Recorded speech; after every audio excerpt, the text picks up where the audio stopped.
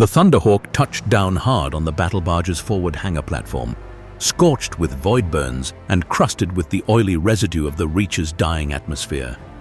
It hissed as it settled, vents bleeding white mist across the chamber deck. The prow ramp slammed down with brutal finality. Out of the gloom stepped the remnants of Kill Team Crimson Carapace. Brother Aryan Dusk led them, his psychic hood flickering with residual warp energy, helm mag-locked to his belt, eyes grim. Behind him walked Nursus Ged, the Eliminator, face unreadable behind his scope-fed helm. Brother Sarpenthis brought up the rear, his pauldron smeared in dried heretic blood, bolt pistol mag-locked to his thigh. A stretcher of reinforced adamantium followed. It bore Castor Domitius. His chest plate was shattered, blackened ribs exposed through cracked ceramite. He barely breathed, plague-etched wounds weeping vapor, the unmistakable reek of warp-born corruption clinging to every inch of his armor. Beside the stretcher strode Lukis Danit, upright and silent.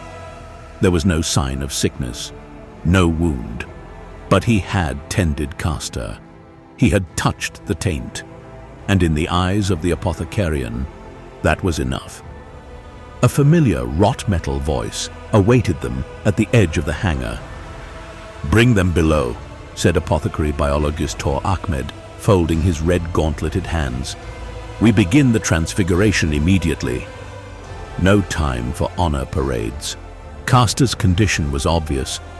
His body broken, soul perhaps marked. But Lukis walked strong, calm, yet even that bore scrutiny. To the Absolvers, calm could conceal corruption. Strength could harbor sin. "He was exposed," Ahmed said, voice flat as steel. "He stood too close. He intervened. That is enough. The Rubicon is their only path," he declared. "They are either reborn, or they are not." He paused. "No traitor walks out of the Rubicon alive.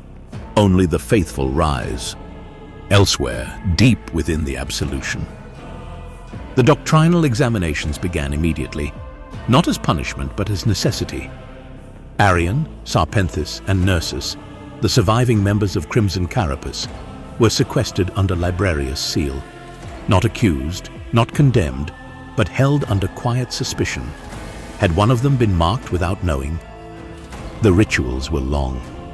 Gene memory scans, thought scries, soul flame purifications, silence thick with implication. Sarpenthis endured in unflinching silence, as if daring the chaplains to find fault. Nursus answered with composure, his every word a line from the Codex Astartes, delivered without pause or hesitation. But Aryan felt the void. Not absence, but violation. He had sensed something during the engagement, just before the traitor's retreat. Not words, not thoughts. A pattern. Brother Aryan Dusk knelt at the foot of the Librarius dais. He was not broken, but he was burdened. The vision from the Reach haunted him, threads of a future unwritten, yet dangerously near. He requested time to meditate, to consult with the other psychers of the Third Conclave. Chaplain Heractis had granted it, with the understanding that time was a blade drawn ever closer to the throat. "Your mind is a vault, Aryan," Heractis said, voice heavy beneath the skull-helmed mask. "But even vaults crack under pressure. Go, seek clarity. When the time comes to speak of what you've seen, we shall listen." 1.5 weeks later, the Chamber of Transfiguration hissed open. From the chromed mist stepped Castor Domitius, reborn, Primaris. His frame now a fortress, his eyes burning with resolute fury. Every gene organelle reworked, reforged, rewritten. Lucas Danit followed. He looked older somehow, calmer. There was a gravity to him, a stillness. He had seen something beyond the blood and sinew of the apothecarian, some vision in the in-between, the seeds of plague, perhaps, burned away by the cleansing fire of rebirth. Arion met them as they emerged. He bowed, his psychic hood flickering in acquiescence. He turned to his brothers, Nersus, Sarpenthus, and the newly reborn Castor and Leucis, and gave a solemn nod. The path darkens, and I must make sure the Emperor's light will not fade. This quest I must face alone. And then he was gone. Heractus stepped forward.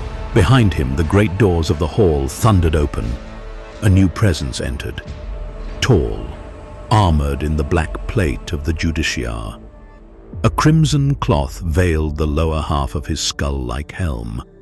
Across one pauldron, the broken sword sigil of the Crimson Oath.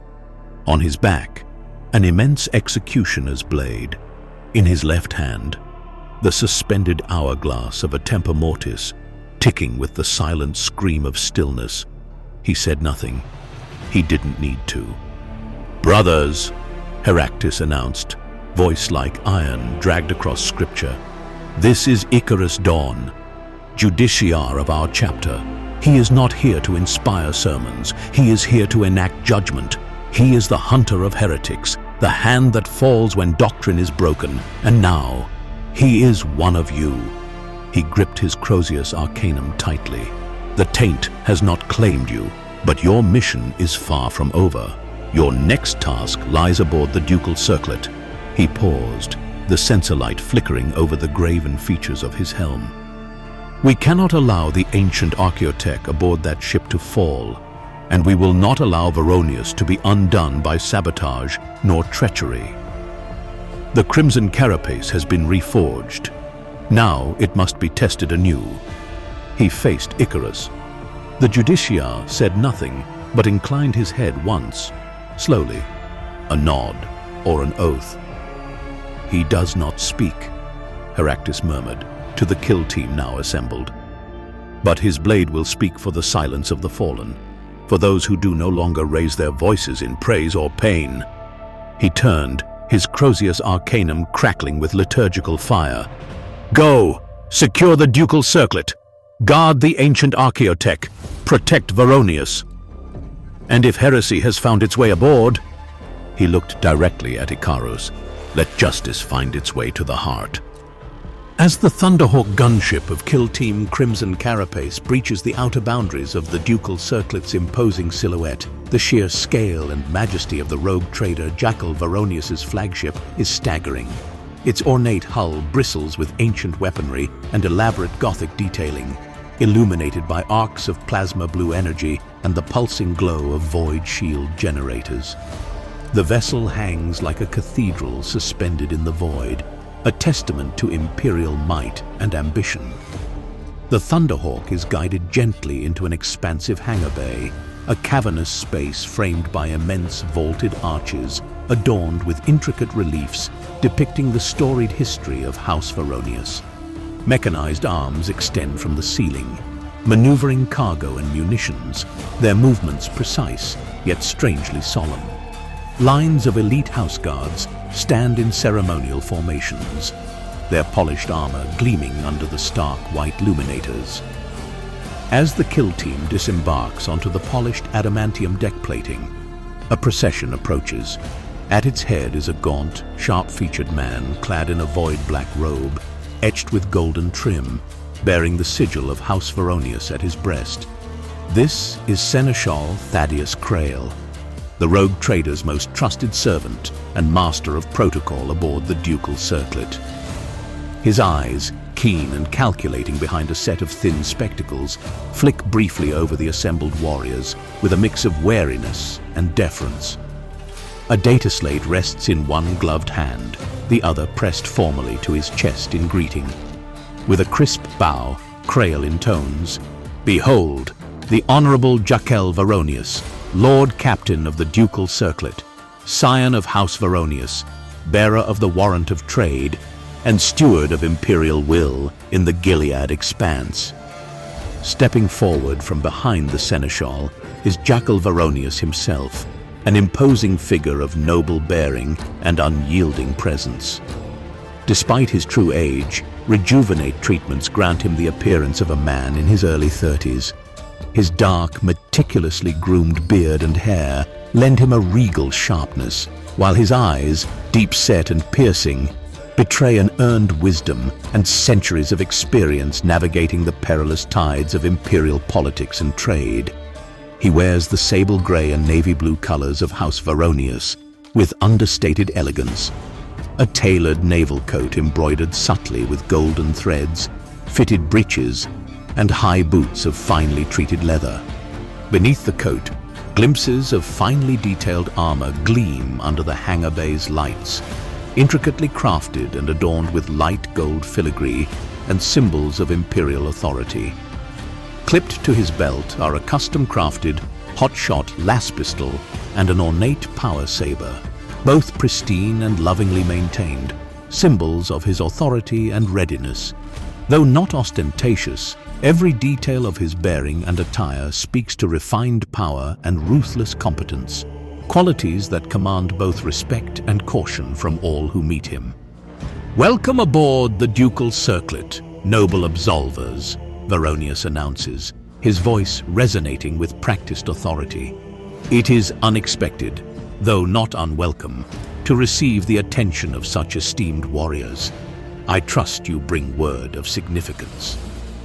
At his side, the enigmatic figures of navigators and astropaths whisper quietly, their eyes hidden beneath shadowed hoods. Around the perimeter, tech priests murmur solemn prayers over cogitators and servo skulls, their mechanical voices intertwining with the quiet hum of machinery. Varonius pauses, carefully studying Brother Sergeant Castor Domitius's expression, and seems to grasp the gravity of something unspoken. "Perhaps it would be prudent to continue this discussion somewhere more discreet," he adds softly, his tone measured but wary. "Follow me. We can speak in confidence." The kill team is led through the heart of the Ducal Circlet, their footsteps echoing along vast gilded corridors. Towering statues of imperial saints and ancestors of House Varonius gaze down from arched alcoves. The walls are adorned with tapestries illustrating legendary trade conquests and grim victories, while stained glass panels catch the ship's internal luminance, casting multicolored reflections on the floor like light through a cathedral nave. Servitors and house staff part wordlessly before the imposing procession. At last, they arrive at an immense doorway, flanked by two silent guards, clad in ornate void armor, their halberds crackling faintly with power. The doors part with a low groan of ancient servos, revealing a wide, circular chamber ringed with marble pillars and dominated by a long obsidian table inlaid with golden aquillas. Here, in this private strategium, Varonius dismisses the retainers, save for his ever-watchful seneschal, Thaddeus Crail, and a single silent bodyguard clad in powered carapace and bearing a storm shield. All eyes turn to the kill team, the weight of expectation and secrecy settling like dust in the chamber.